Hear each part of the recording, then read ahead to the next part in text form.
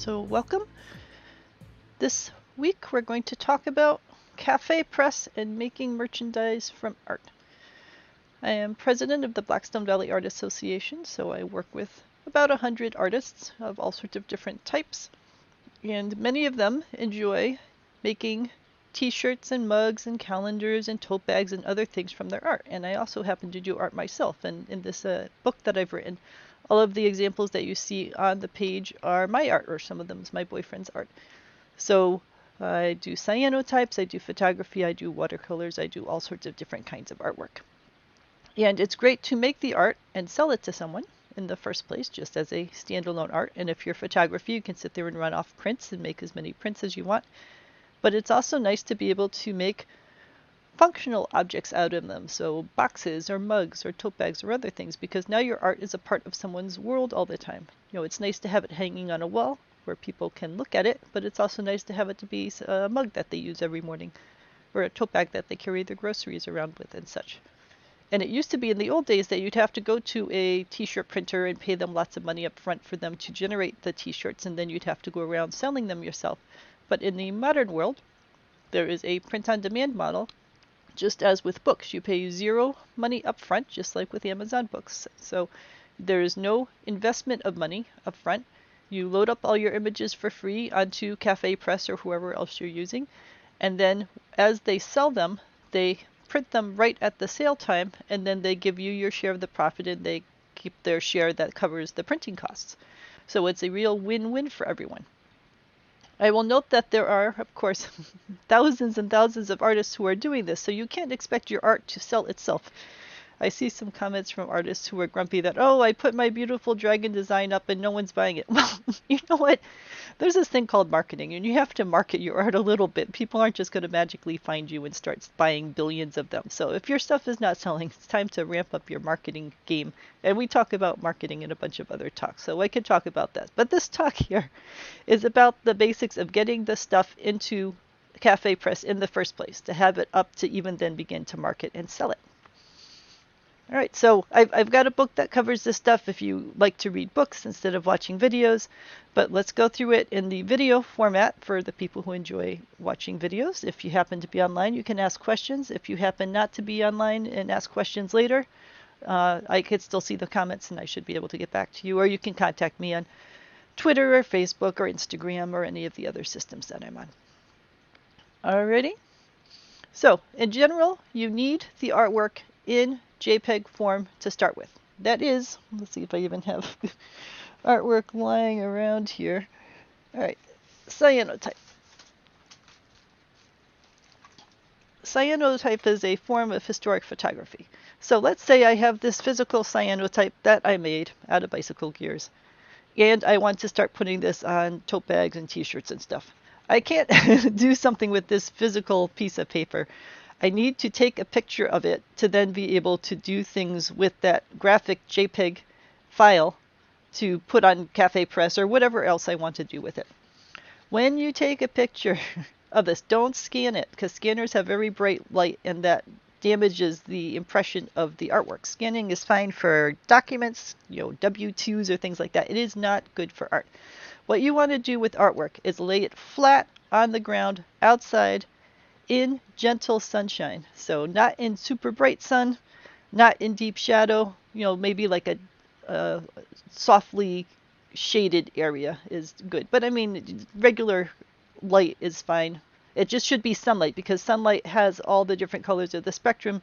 Inside houses often have a blue cast or a yellow cast or things like that. So lay it flat on the ground in sunlight, and then stand directly over and take a square picture so that it's not at an angle and not twisted, all that stuff. Take a picture that's square onto it in the sunlight, and that will get you the cleanest picture. And a cell phone picture is fine. Cell phones are really impressive nowadays, so it doesn't have to be a super high-end fancy camera. It should just be a good camera that will get the picture in focus, and that will get you a reasonable match to the colors that you have in your original artwork. All right, so once you get pictures of your artwork, assuming it's not already a camera picture that you're working with, then you can start going into CafePress and all these other things to start putting that image onto different objects. So let me go into Photoshop for a second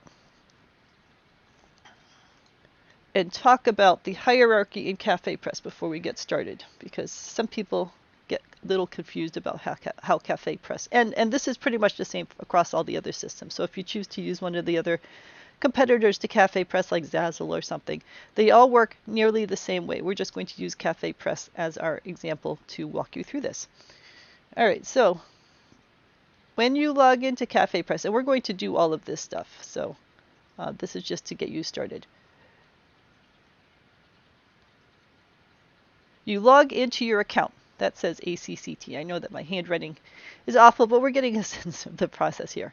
So you log into your account. Just like if you go to Twitter or Facebook or Instagram or anything else, you log into your account. You have to log in somehow with the username and password so that it protects the stuff that you're putting in and protects your payment information and everything else from random hackers. So you always have an account. If you don't have an account with CafePress, you go to cafepress.com and you create an account. It is very quick and easy, and it's all free. Everything that we're talking about doing here is free. When you are logged into your account, you can create one or more stores. So in your account, you have, most people have just one store.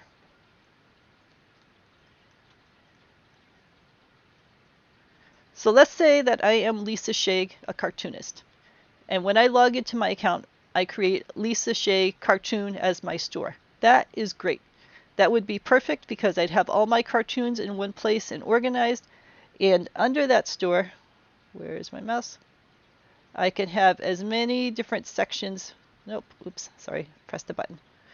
As many different sections as I want. So I might have cats section. I might have a flowers section.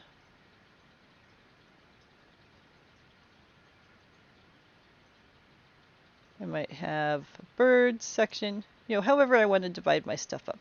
I could do it by season. I could do it, winter cartoons, summer cartoons, whatever you want. But the general idea is that you have one store that has all your cartoons.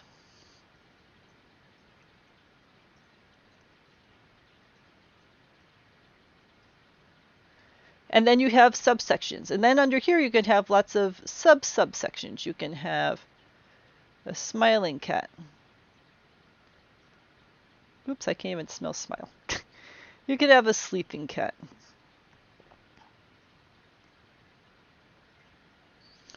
And so on.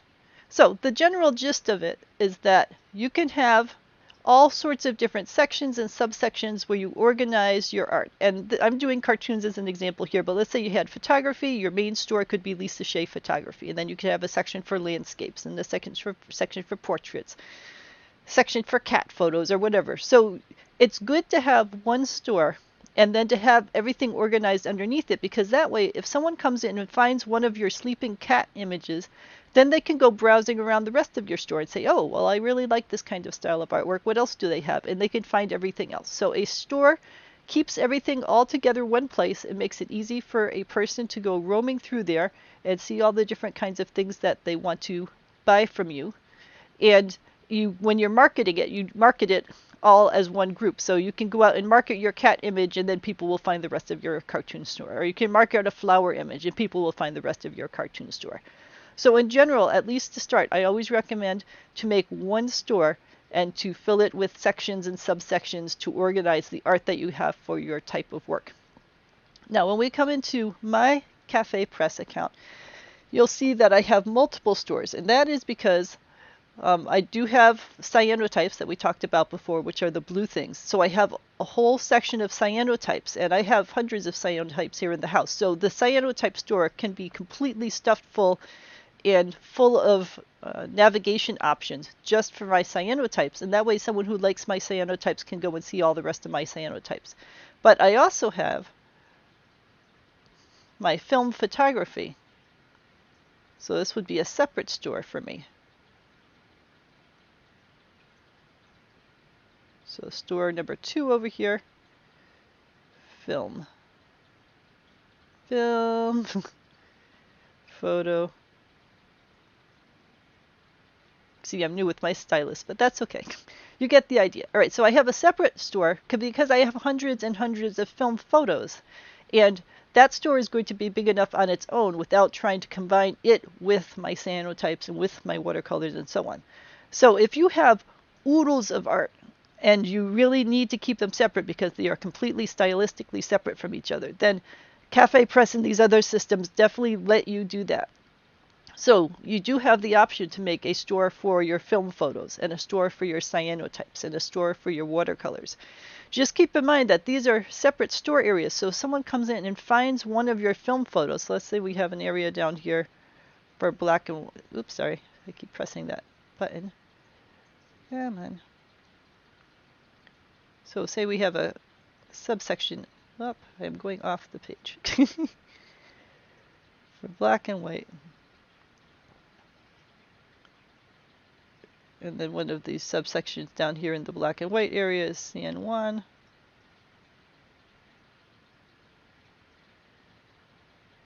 So if someone comes in here and finds my black and white CN1 picture and loves it, then they can go roaming all around in my film photography store and find other kinds of pictures that have that same artsy feel, and they're likely to buy those. And that will be more than enough to keep them busy without making it too confusing and having them also go over and see all my cyanotype stuff and also go over and see all my watercolor stuff. So this keeps the sections, the stores, organized in a way that each one holds a type of content. So in general, to summarize, you have one account that you log into. From that account, you can manage one or more stores, and each store has multiple categories under it, multiple subcategories under it. So you can easily organize hundreds and hundreds of images through this system. I would start with one store, and unless you have thousands of pieces of art, I would try to put all your art into one store so that people can easily navigate amongst all the different kinds of images you have and find everything that you're working on. But if you are in a situation where you have hundreds of cartoons and you also have hundreds of cyanotypes and they're entirely different items for entirely different markets, then I would set up different stores so that each one is easy to navigate as a user and has a bunch of coherent stuff in it that's likely to cross-pollinate amongst each other. So if someone finds a cat cartoon that you did, they're probably also going to like your flower cartoons and also like your bird cartoons and so on. All right, so this is just an overview, and you want to think a bit about this sort of stuff before you start setting up your accounts in CafePress or any other system, because you want to organize things in a way that makes sense and works well for you. All right, so let me know if you have any questions about my general content overview about how these things work. All right, so we're going to put my stylus off to the side.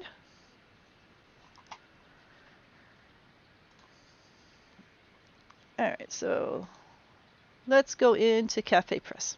All right, so when you go to cafepress.com, which is CafePress.com, your login, there's always going to be a login account.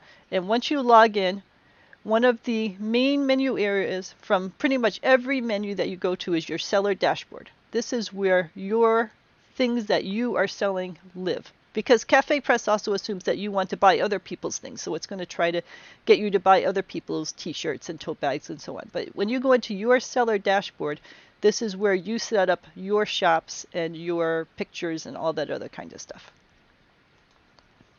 All right. It used to be in the original old days, because I've been with these guys since 2002. So I've been with CafePress for a long time.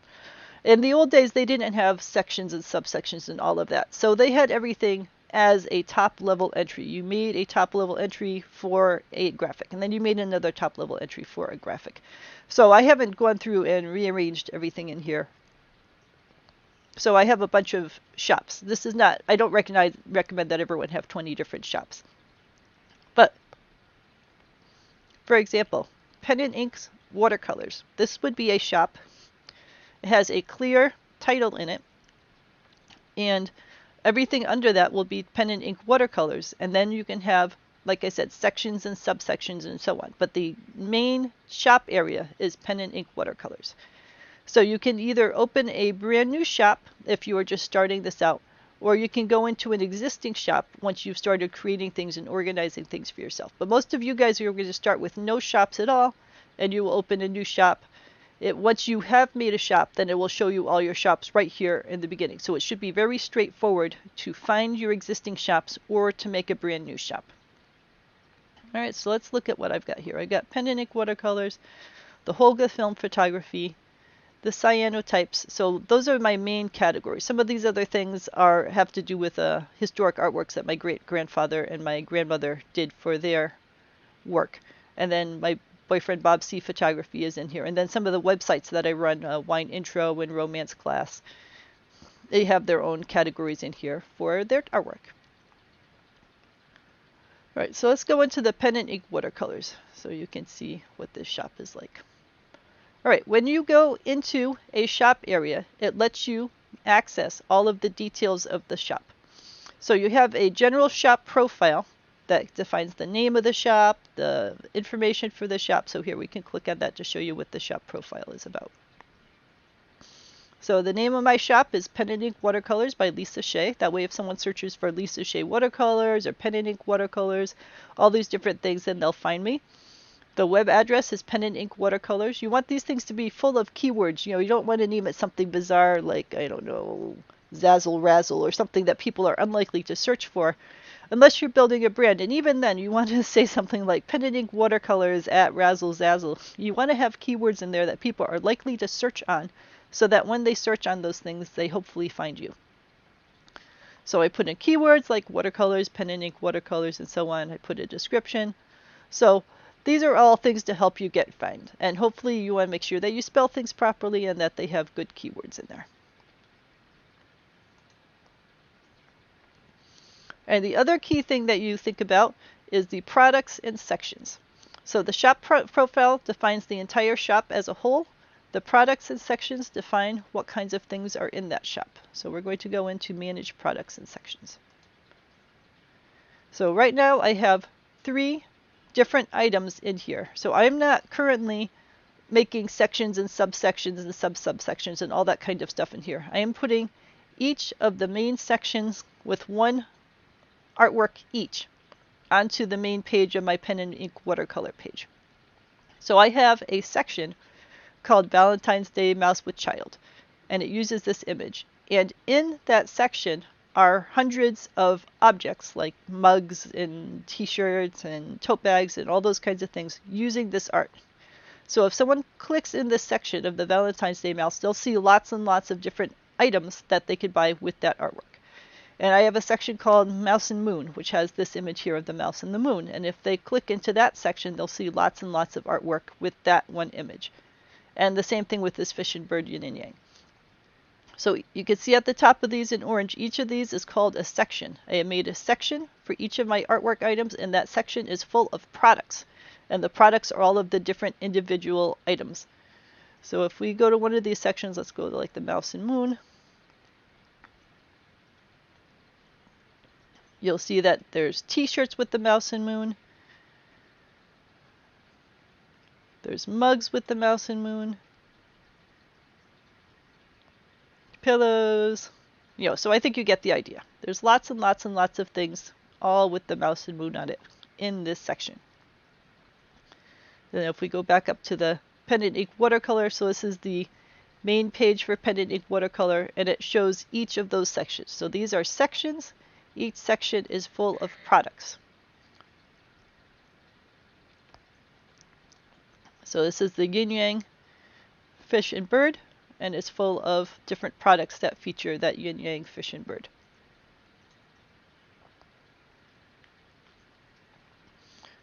Like a clock. All right, so hopefully you can see how this mirrors what we were talking about before in terms of setup. We have a store called Pendant Ink Watercolors, which I defined in my admin area. That store has a number of sections. Each of these is a section, and each section holds a bunch of products in it. I could have a section called mice, and then have it go down to a subsection that has this entry here for a subsection of the Valentine's Day mouse, and then this section with the mouse and moon, and so on, and then have the next level go down to products. So it's up to you how you choose to organize it, and you can move things around after the fact. It's just generally better to set things up in a way that makes sense to start with, because then you have to do less moving and shuffling and all that sort of stuff. All right, so let me know if you have any questions about the concept of having a store, which is the Pendant Ink watercolors, having sections in that store, which is the Mouse with Child, Mouse and Moon, Fish and Bird. So those are sections, and it says section right up there. And then each section is full of products. There's a bunch of products in each section. So let's take a look at this and think about adding a section. And then I will comment here that you have these choices of add a product and add a section. If you started adding products to your store, then your main storefront page would be cluttered with lots and lots of t-shirts and other kinds of stuff, and it would be hard for a person to navigate. So that's why it's good to have sections. Instead of having thousands of t-shirts and tote bags and so on right in the main page of your store, it's better to have sections by type of image, so that you have a section for the Mouse and Moon, and then put all the Mouse and Moon items into that section, and have a section for the Fish and Bird, and then put all the items that go with that in that section. It makes it easier for a person to navigate and see the different images that you have available, and then to click on one to see what items you have available for that image. So let me know if that makes sense to you. So this is our main storefront page where we have the 3 sections available. So what we're going to do now is we're going to add another section for another art item. So right up here at the top, there's an add a section button.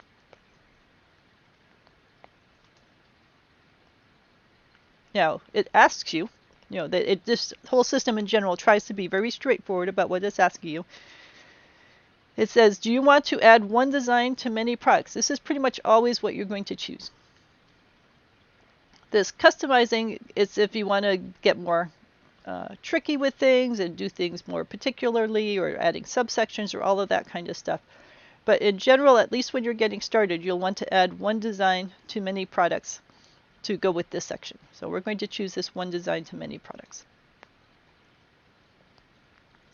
So give this section a name. So let's see, we're going to do the Mouse on a Leaf. Mouse on Leaf watercolor. Try to give your section name something that people will search on, because you want to be found by people. That's part of the whole marketing thing. If you name this Mousy or something, then the chance of being found would be pretty slim. Try to give it enough detail so that if people are looking for watercolor mouse or leaf watercolor or mouse leaf or any of those combinations of things, that they're going to come across your art and take a look at it. All right, next it says, what image do you want to put in here? So right here, there's an option to select a new image. So we're going to go to select a new image, and we're going to upload a new image. And let's go browse and find this image. So we're going to go with one of our things. Mouse and Leaf was sleep.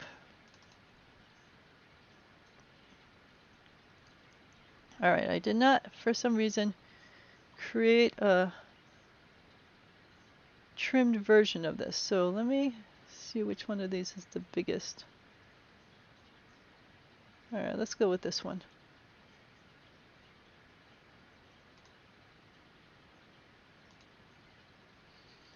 All right, so you want your image to be as clear as possible. I'm looking at that and that looks a little fuzzy to my eyes.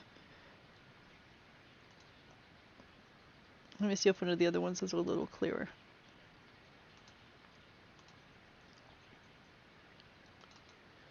So this batch of images that I'm working with now was all part of an Inktober project I did. Alright, that one looks clearer.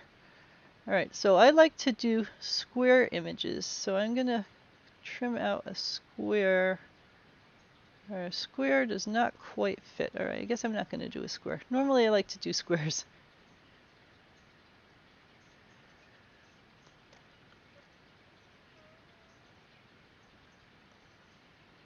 Alright, let's do that.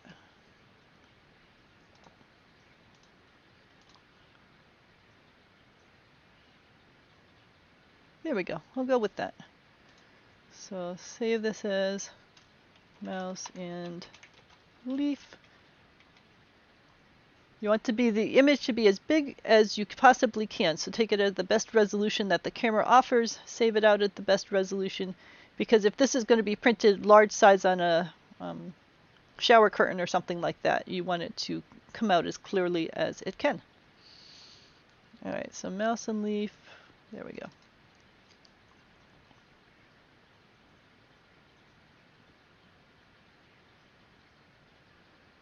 All right, so it's loaded the image into CafePress. You give it a name, mouse and leaf watercolor.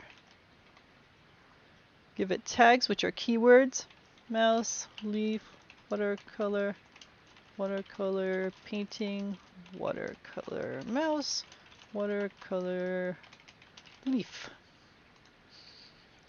And description, cute mouse takes a nap in a leaf hammock done with watercolor. So you want to use, again, words and combinations that are likely to be searched on, because your purpose here is to get found. So we've loaded up our image, we've given it some meaningful tags, and we are going to hit the save button. All right, so now our image is in the system.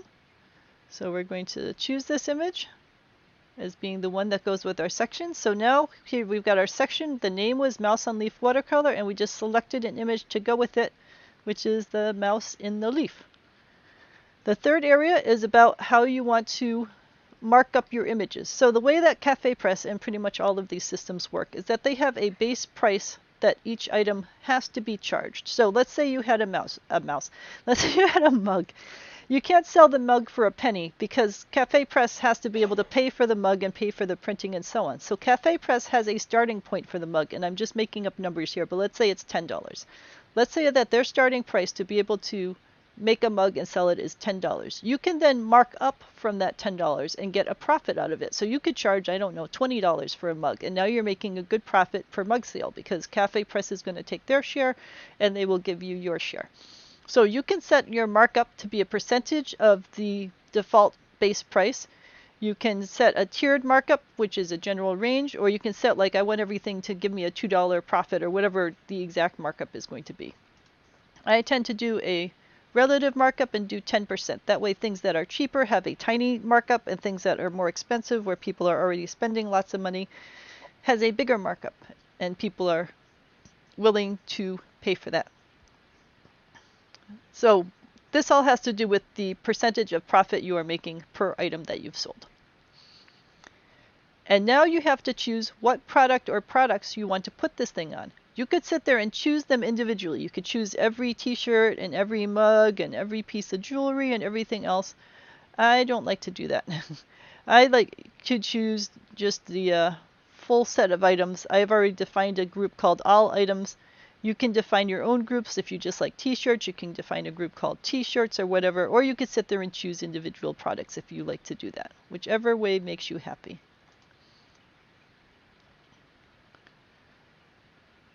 So this part takes a little while, so you can give it a chance to calculate. So when I chose all items, which was a set that I had defined, then you'll see that it put it onto t-shirts. Put it onto, let me scroll up a little, put it onto mugs. Now, as you might imagine, different shapes of images work better on different kinds of objects. So there are some objects like this clock or this box or this pillow that work better with squares. And in general, I try to make squares because I like the shape of a square. So if you are going with an object that doesn't fit well, then there's going to be white spaces because this is a sideways rectangle, and that means that there isn't any content in the top and bottom, and there's going to be white. There is an edit option next to every object, and you could sit there and hit edit, and you could try to make things a little bigger or smaller. So here, if I pull this down a little in size. All right, so see how I made it smaller, and now there's a white border around the edge, which looks a little better to me than having white on two sides and not white on the next side. So you can make the image a little bigger or a little smaller to be able to do that kind of adjusting in here. So I will save that one out. So now that box is probably, if we scroll down here and find where the box went. Here we go. So the box looks a little better because now it has a white border around the edge. But it's not going to artificially stretch your image to make it taller or fatter or so on. It's just going to make it bigger or smaller in this space. So like this has the white space, I could shrink that down a little so that it's got white on all four edges. So you could sit in here for hours and hours optimizing every item so that it works exactly right in every single combination. I don't have the time to do that. And to me, it's not worth that effort, because if someone really wants one of those things, it's likely they're going to write me and say, I really, really want the clock, but it's not quite oriented. And then I sit there and I'll make the clock fix better for them in 2 seconds. But I'm not going to spend that kind of time on every single object in every single store, just in case someone happens to want one of some of them. So in general, every item tends to work pretty well. You know, the rectangle works fine on these things. Rectangle works fine on the tote bags. So like it works fine on a horizontal thing because that's the way it's shaped. On a vertical notepad, it doesn't work as well in this sense because now it leaves white, but you know, that's okay. There's white in there. The alternative is to make one version which is horizontal and then put a different version which is vertical and has like some text up there. That's just a ton of extra work for what I would consider very little gain as compared to going through and making sure I get all my images up there. So in any case, there's buttons, there's card magnets, there's so on. Somewhere down here we got keychains. See, so it works great on a horizontal rectangle keychain because that's the way the image is shaped.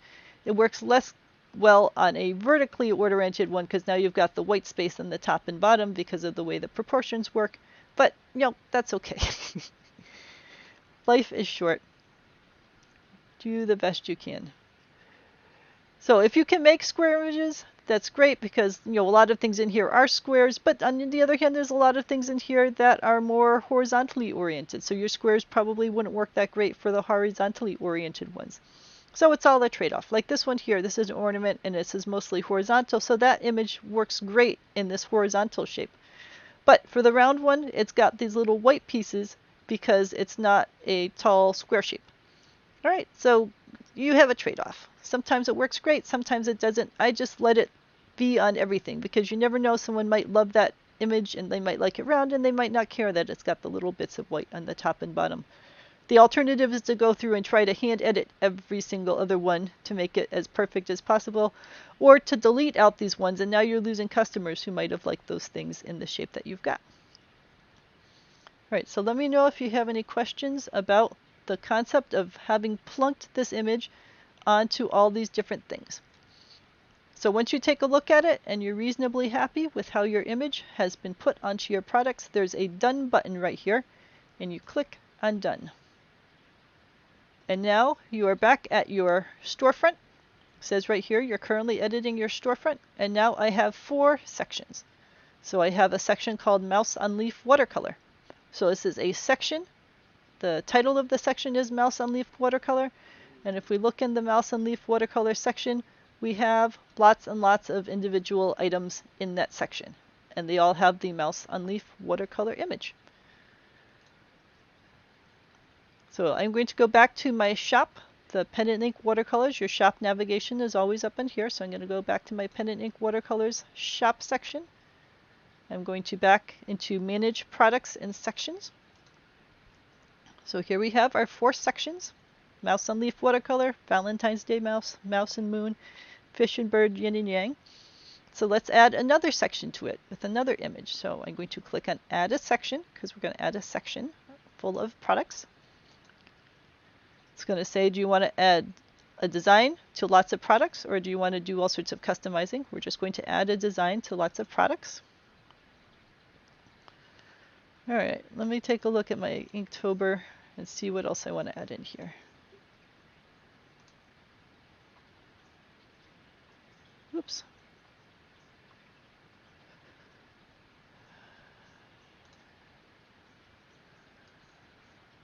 Alright, I did not add the teeth one yet, and I like the teeth one a lot. So let's see if teeth has a nice, right, teeth has a nice trimmed one, and that's reasonably big. How big is this one? Oh, that one's bigger. So then the question is, do you like the darker version or the lighter? Alright, we're going to take this one here. And we're going to trim this down.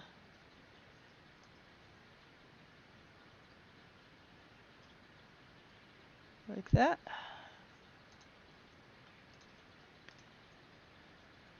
Alright, is that centered? That's 1244, 1258. It's nearly centered, but we're going to trim it just a smidge. Alright, that's pretty centered. Alright, so I'm going to save that. Teeth trimmed.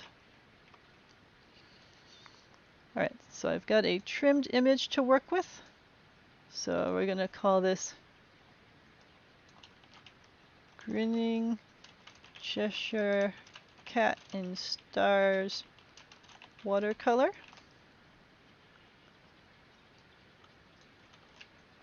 We're going to select an image.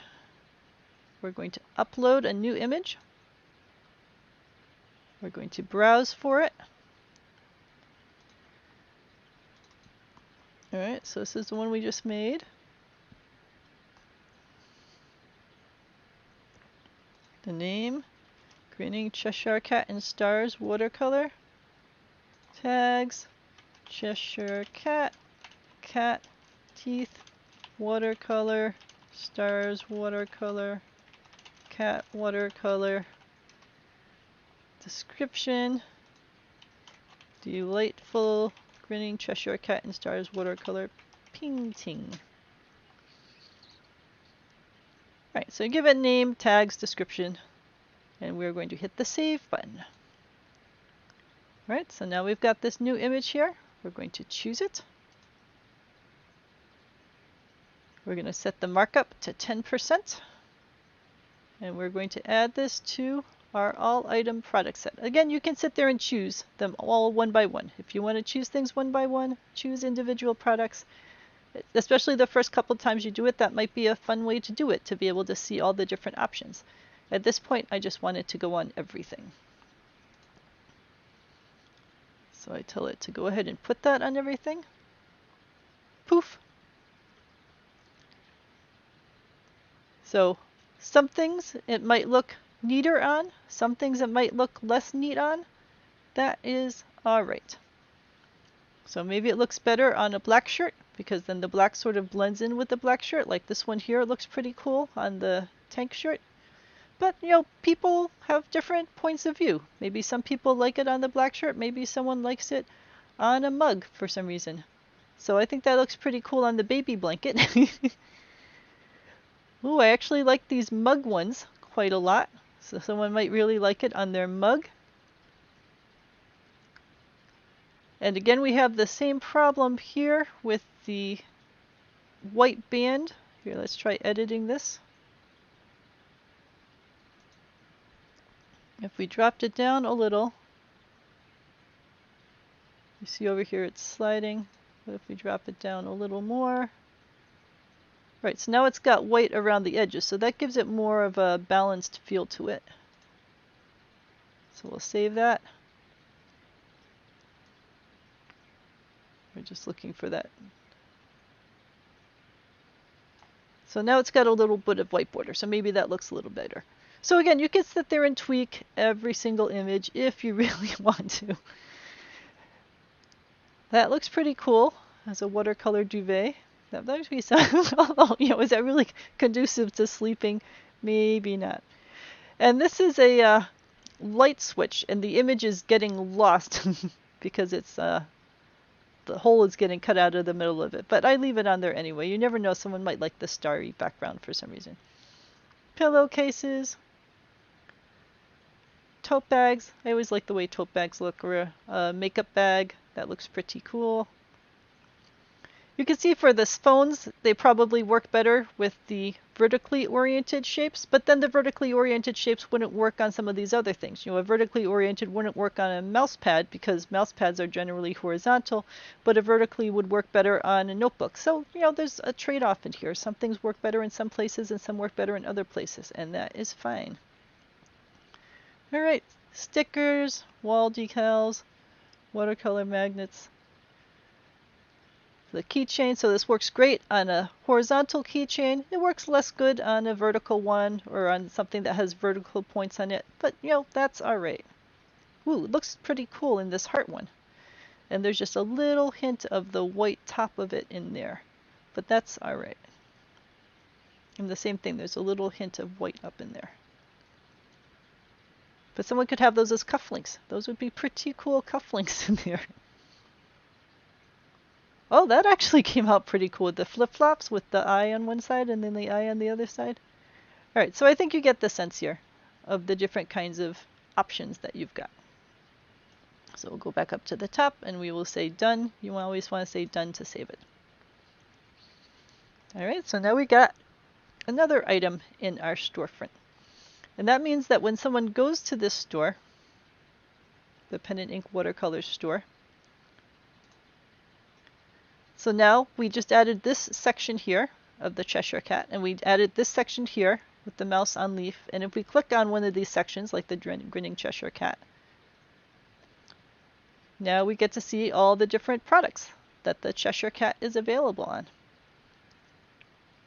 So it takes maybe 5 minutes tops to toss a new section up full of your images.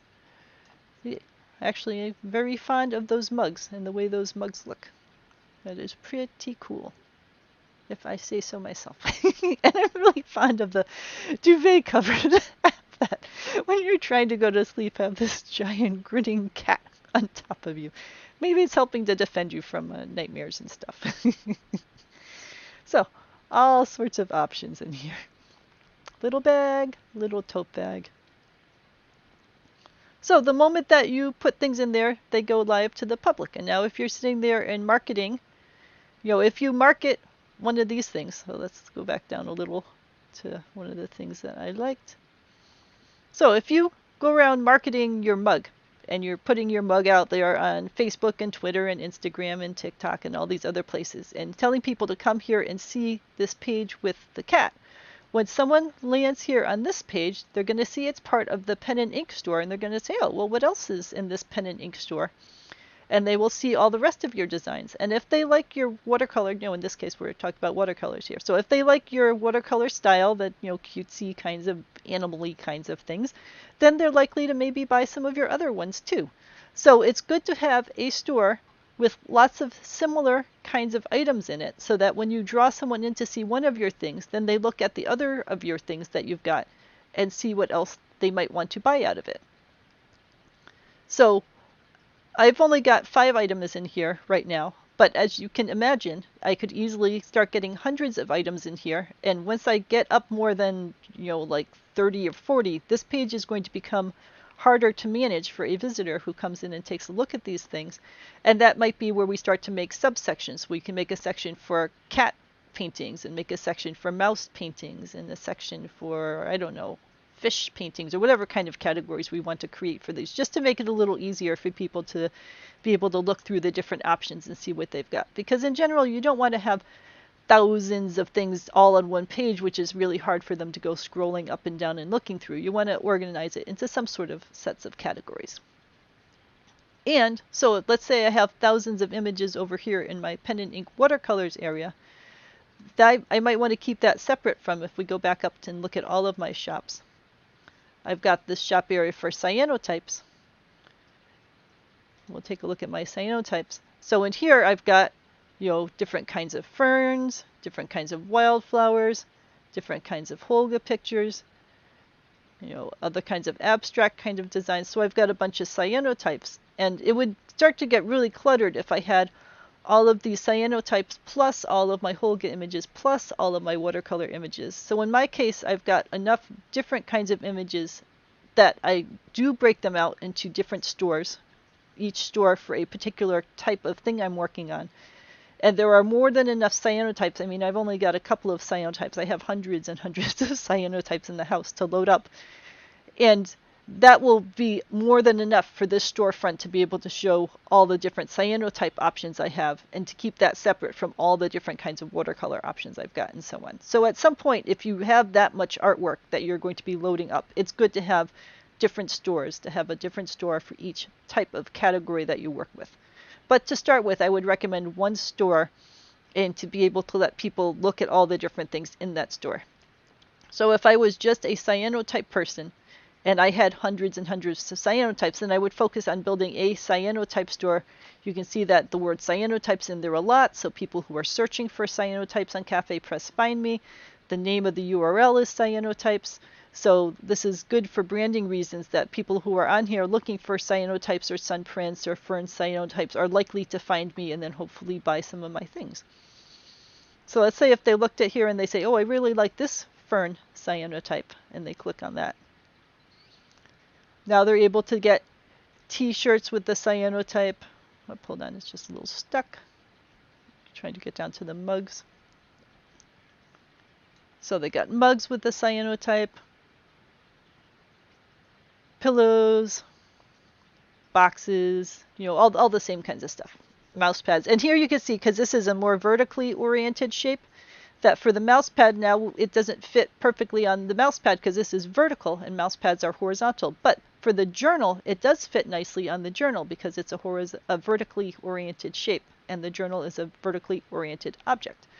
So you will find that different pieces of art work well on different kinds of items, and that is fine. So you got stickers.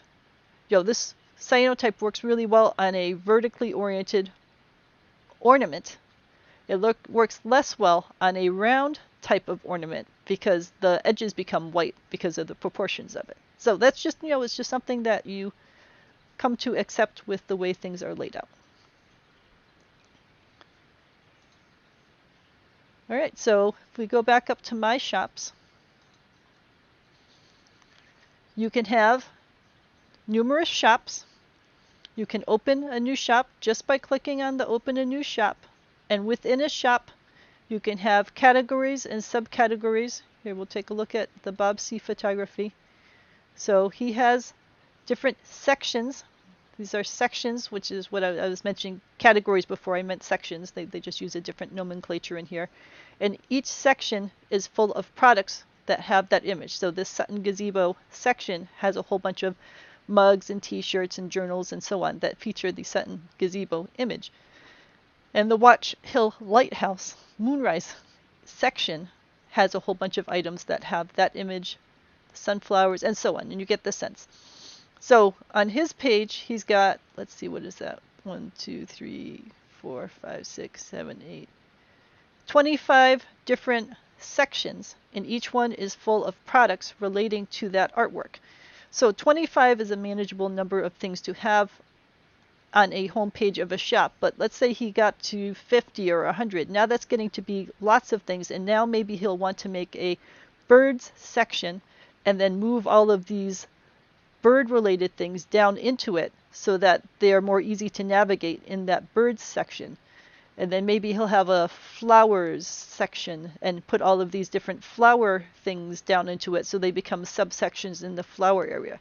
So there's different ways that you can organize your content when you get to that point. But start slow and start simple so that you can get a handle on things without getting yourself too confused about all the different options in here. And it should be fairly straightforward. If you're in a store, so right now we're in the Bob C. Photography store. If you want to add a new section, you just click on Add a Section. And if you're in a section and you want to add a new product, you just click on Add a Product. So they have generally made the buttons fairly straightforward about what you want to do. And they generally have labeled things so you can see this is a section, or let's do the Sutton Gazebo. This is a section for the Sutton Gazebo. And if we go into this section, this section is full of products that feature the Sutton Gazebo. So once you get a sense of how that is laid out, that you have a storefront It has sections in it. Those sections can have subsections if you get to that level. And then there are products in there. Then you organize things so that things are easy to navigate for the end user. And so it's easy for them to move from section to section and see all the different kinds of things that you offer. So here we'll go to medieval romance, and we will look in the medieval romance area. So these are art items that go with my medieval romance books, and each of these is a section. So this here is my main shop for medieval romance. Each of these is a section, and if I click on one of these sections, now I've got objects, products that have the image and that people can buy, shirts or mugs or all those other kinds of things. All right. So let me know if you have any questions about how to create a shop on CafePress. You just click the little open a new shop. Once you've got a shop, to add sections to it, you go into the products and sections area. That's where you manage your products and sections. It says it right there. And then you can add a section. And then once you're in the section, then you can add a bunch of products to it. And again, there's an option here to add products right to the main page of your store. I would not do that because then it's going to be all cluttered up with all of these individual items, and that's just hard to navigate. So I would always make sections to organize your products into. So make a section for the grinning Cheshire Cat and then put a whole bunch of t-shirts and products and mugs and things like that into that section. Or make a section for Mouse on Leaf and then into that section put all sorts of mugs and t-shirts and ornaments and so on. All right, so I think once you get that general idea down that you want to put things into sections, they're sort of like categories, they're sort of like bins or something. It's a grouping organizational tool to keep groups of your items together, so it makes it easier for people to navigate. And then, like I said, for the money side, this is all completely free to set up. There is no charge at all on the user's side, on the artist side, to be able to set all of this stuff up. You set the markup that you want to earn when an item sells. When someone purchases something, so let's say someone comes in and buys a mug of my Cheshire Cat, they purchase the mug, they pay CafePress. CafePress puts my portion of the earnings aside into my account, and then once a month they send me a check or they direct deposit into my bank account or whatever, and I give them that information so that they know how to get the money to me. So it's not like every single day I'm getting $2 from one sale and then $1 from another sale, because that would be a nightmare to manage. They batch it up, and every month they'll send a check so that you get paid once a month for whatever you earned for that past month. So let me know if you have any questions about how any of this works. It is wholly free to set up. It's fairly straightforward to set up. It takes a little bit of effort on your side as the artist to be able to take a good picture in sunlight of the image so that it comes out well. But that's something you have to learn to do as an artist anyway, no matter what you're going to do with your art, whether you're going to enter art into shows or do other things. You need to learn how to take a good quality picture of your art if it isn't already a photo. All right. Well, again, let me know if you have any questions. I am happy to help with things. And I will also write down a set of written instructions for the step-by-step. You can see it's pretty straightforward, but I'll write them down anyway, and I will post them on my website so that way you can see them in written form if that is easier for you to work with. So have a great week, and I am on all the social media if you have a question about a particular part of this. All right, take care.